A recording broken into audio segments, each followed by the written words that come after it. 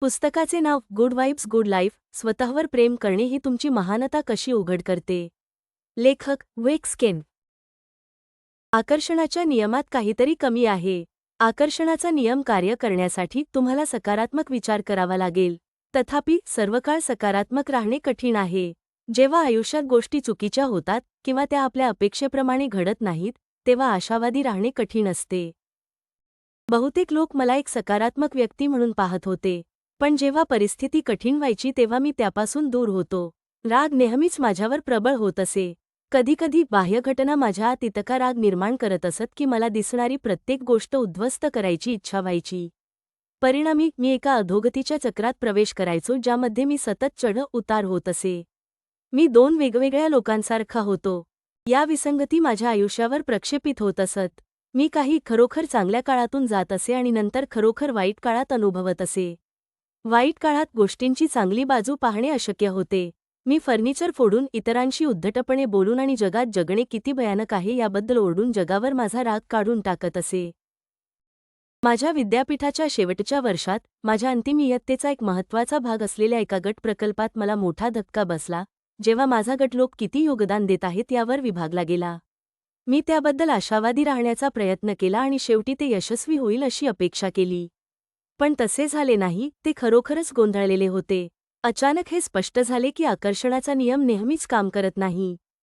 माझा गट पूर्णपणे विभागला गेला होता.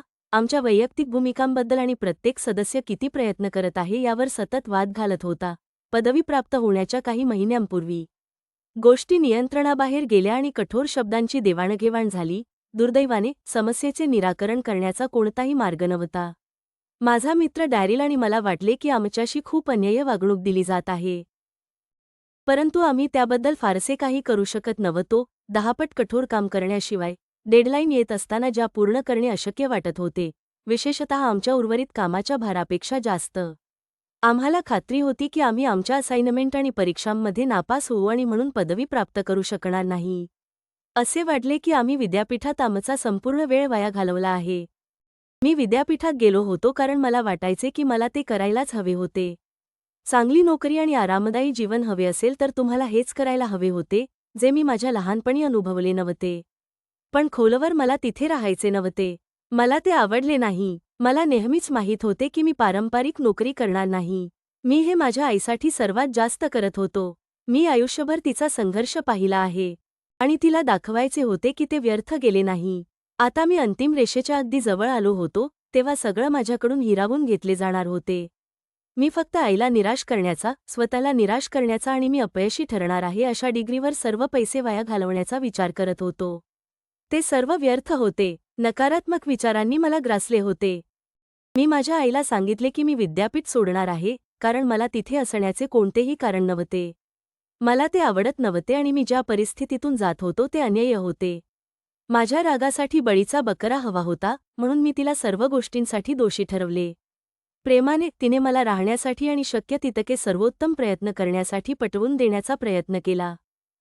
परंतु रागाच्या भरात मी तिच्याशी आणखी वाद घातला. मी अनंत समस्यांना कंटाळलो होतो आणि मला सर्व काही मागे सोडायचे होते. माझ्याकडे जगण्याचे कोणतेही कारण नव्हते आणि जीवनात कोणताही उद्देश नव्हता. माझ्या निराशेच्या स्थितीतून मला माझ्या काही वाईट आठवणी पुन्हा आठवल्या, ज्या आगीत आणखी तेल ओतत होत्या. आणि मला खात्री पटली की माझे जीवन निरर्थक आहे. जर मी ती कधीच साकार करू शकलो नाही तर स्वप्ने पाहण्यात काय अर्थ होता?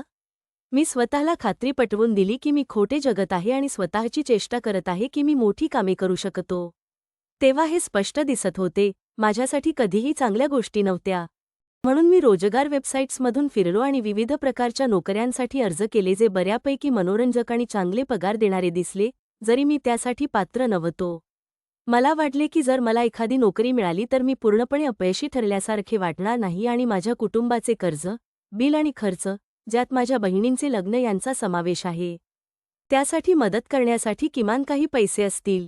माझ्या कव्हरिंग पत्रांमध्ये मी स्पष्ट केले की जरी मी पात्रतेपेक्षा कमी असलो तरी मी परिपूर्ण कर्मचारी असेन. कोणीही प्रतिसाद दिला नाही. या सगळ्याच्या मागे मला माहीत होते की मी विद्यापीठ सोडू शकत नाही जेव्हा मी आधीच इतके पुढे आलो होतो. समस्येतून मार्ग काढण्यासाठी मी खूप ऊर्जा खर्च केली होती. पण आता काय करायचे आहे याचा सामना करण्याची आणि सर्वोत्तम आशा करण्याची वेळ आली होती. पण आधी माझ्या मोठ्या बहिणीच्या लग्नाला जायचे होते.